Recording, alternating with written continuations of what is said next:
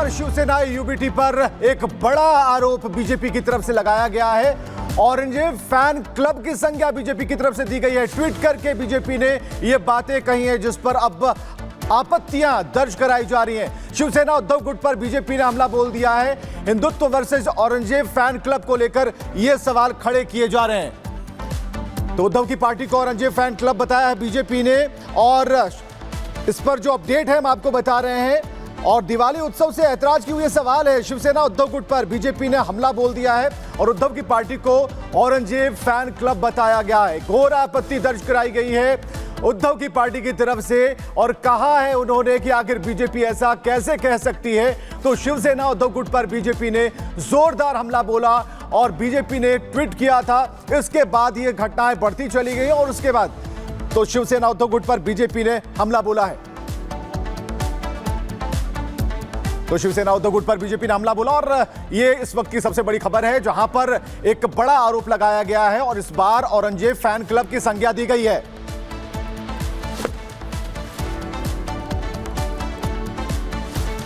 और मुंबई से इस वक्त हमारे साथ सत्यप्रकाश जुड़ रहे हैं। सत्यप्रकाश को रुख कर लेते हैं। सत्यप्रकाश, एक तरफ चुनाव सिर पर है, तैयारियां चुनाव को लेकर की जा रही हैं, लेकिन मुद्दा कोई भी हो, राजनीति उस पर जरूर करनी है विपक्ष को। जी हाँ, साफ तौर से जिस तरह से मुंबई बीजेपी की तरफ से ट्वीट किया गया है, जिस तरह से आरोप लगाए गए हैं कि दिवाली को लेकर जिस तरह से उद्धव ठाकरे की तरफ से चुनाव आयोग को पत्र लिखा गया, कहीं न कहीं दिवाली उत्सव का भी उद्धव ठाकरे गुट विरोध करना शुरू कर दिया है। ये आरोप लगाया है बीजेपी की तरफ से और साफ तौर से कहा गया है कि जो 29 तारीख को मुंबई के दादर के शिवाजी पार्क में राज ठाकरे की पार्टी मनसे ने एक कार्यक्रम रखा था दीपावली उत्सव को लेकर, और वहां पर एक कार्यक्रम रखा गया था और इसी में बैनर पोस्टर लगाए गए थे, लाइटिंग लगाया गया था, जिसको लेकर शिवसेना उद्धव ठाकरे गुट के द्वारा चुनाव आयोग को पत्र लिखा गया। पत्र में कहा गया कि जो दादर शिवाजी पार्क में बगल में ही माहिम विधानसभा चुनाव आता है और माहिम विधानसभा चुनाव पर राज ठाकरे के बेटे अमित ठाकरे चुनाव लड़ रहे हैं, तो कहीं न कहीं चुनाव आयोग जो यहाँ पर जिस तरह से खर्चे को लेन देन है, इसको निगरानी किया जाए। इन सारी चीज़ों को लेकर चुनाव आयोग को शिकायत किया है। उसी को कटाक्ष करते हुए महाराष्ट्र बीजेपी ने ट्वीट किया है, मुंबई बीजेपी ने ट्वीट किया है कि दिवाली को लेकर भी अब कहीं न कहीं शिवसेना उद्धव ठाकरे गुट विरोध करना शुरू कर दिया गया। दोनों तरफ से बयानबाजी सोशल मीडिया पर चल रही है। साफ तौर से कहीं न कहीं यह मुद्दा बढ़ता जा रहा है, क्योंकि जिस तरह दिवाली को लेकर सवाल खड़े किए गए हैं शिवसेना उद्धव ठाकरे गुट द्वारा, उसके बाद बीजेपी आक्रामक हो गई है उद्धव ठाकरे गुट पर। जी बिल्कुल आप सही कह रहे हैं। और देखिए, इसी को लेकर के लगातार सवाल खड़े हो रहे हैं कि आखिरकार इस तरह की बयानबाजी क्यों उद्धव गुट करता है, और हालांकि बीजेपी इसको लेकर हमलावर भी काफी ज्यादा होते हुए नजर आ रही है।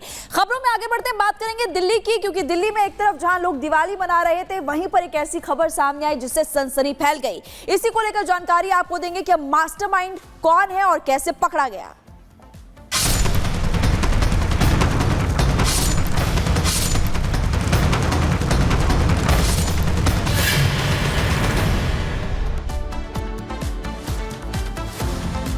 और दिल्ली के शाहदरा में मर्डर का सनसनीखेज मामला सामने आया। कोई सोच भी नहीं सकता था कि आखिर इस मर्डर की प्लानिंग की किसने है। और अब जानकारी मिल रही है कि 16 साल के एक नाबालिग ने इस पूरे मर्डर की प्लानिंग की थी। शाहदरा डबल मर्डर से जुड़ी बड़ी खबर आपको बता रहे हैं। 16 साल के नाबालिग ने मर्डर की साजिश रची थी। ये बता दें आपको कि 17 दिन पहले हत्या की प्लानिंग की गई थी। पुलिस के सूत्रों से यह जानकारी मिल रही है। और पैसों के लेन देन में नाबालिग ने मर्डर करवाया था। मर्डर के लिए नाबालिग ने शूटर्स को भी हायर किया था और उन्हीं से इस हत्या की वारदात को अंजाम दिलवाया था। 17 दिन पहले हत्या की प्लानिंग की थी। पुलिस सूत्र ये बता रहे हैं, एक 16 साल का नाबालिग जिसने डबल मर्डर की प्लानिंग की, अब बाकायदा शूटर्स को हायर किया, और जिस वक्त इस मर्डर को अंजाम दिया गया था, इस वारदात को, ये तस्वीर उस वक्त की।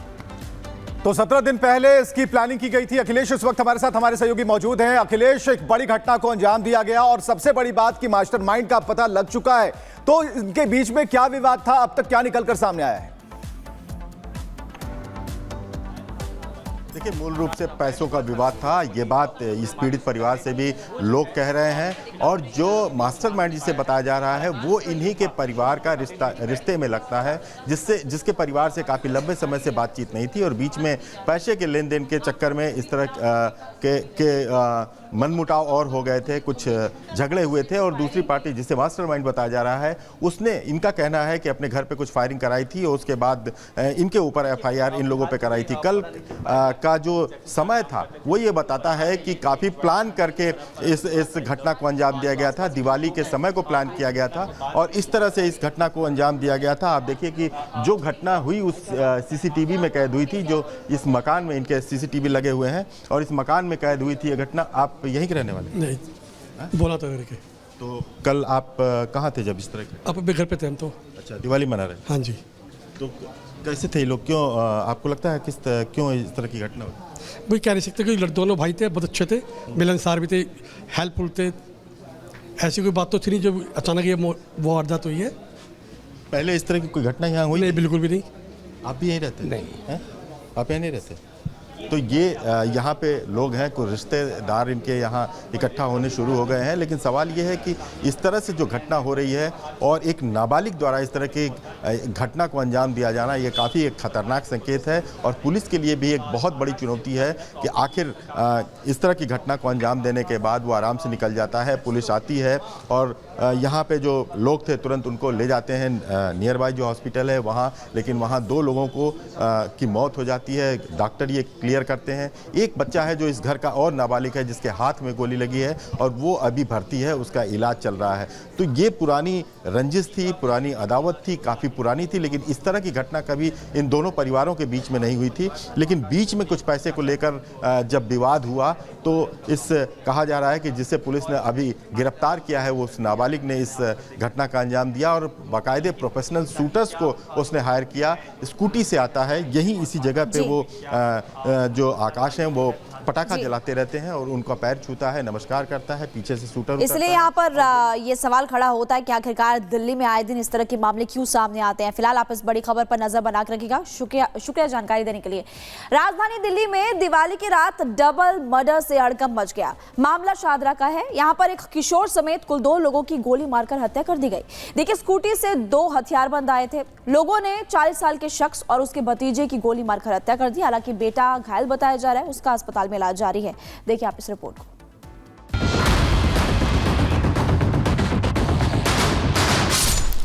दिवाली की रात खौफनाक वारदात, डबल मर्डर से दहली दिल्ली।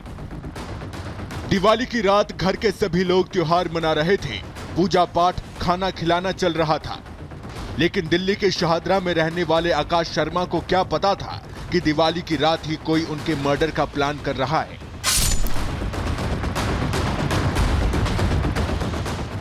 दिवाली की रात पटाखों की शोर के बीच दिल्ली दहल उठी। दिल्ली के फर्श बाजार इलाके में दिवाली की रात ताबड़तोड़ फायरिंग हुई। शाहदरा के फर्श बाजार इलाके में टारगेट करके 3 लोगों को गोलियां मारी गईं। इनमें से 2 की मौत हो गई जबकि तीसरा शख्स बुरी तरह घायल है। ये तीनों रिश्ते में बाप, बेटे और भतीजे हैं। पीड़ित परिवार का कहना है कि बंटी नाम का युवक वहां आया था और उसने पहले पैर छूकर आशीर्वाद लिया, उसके बाद गोली चला दी। लड़कों को लेके कभी इधर का दरवाजा बजा रहा था, कभी इधर।